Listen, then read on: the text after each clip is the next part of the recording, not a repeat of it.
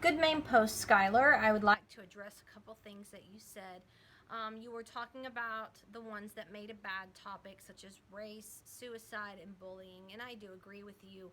Um, and really, the race thing is that something that is arguable? If you just say race, then it's more informative. So that's very broad. So if you were going to try to go that direction, we would have to narrow that down and ask yourself, what exactly is it that you're wanting to argue? The next one you said was suicide, I believe. Let me read it here. Yes, suicide, and that would be more just informative, unless you're talking about assisted suicide, but just suicide. If you're going to write a paper, if it's argumentative, one should not commit suicide. That would be an argument.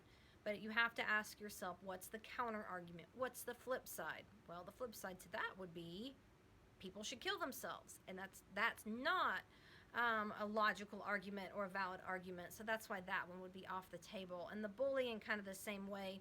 There's not going to be another side to it that says that people should bully. Because remember, this paper has to be argumentative, meaning that it has to have two sides. Like the one that you mentioned, taking the gap year.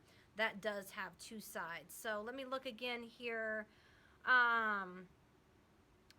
Forcing kids to play a sport.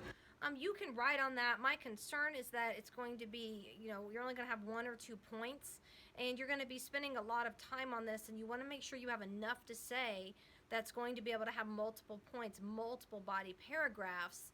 And so I would think about tailoring that just a little bit, because the flip side of forcing kids to play sport would be letting your children make that decision. So I see where there's an argument there, but you have to make sure that you're not going to have a one-sided, not one-sided, but like a one point argument, because if you do, then you're going to have a hard time writing this paper, and you won't be able to meet the expectations of length and all of that. So really think about that topic and see what you can come up with, and try to elaborate on that a little bit. All right, thank you.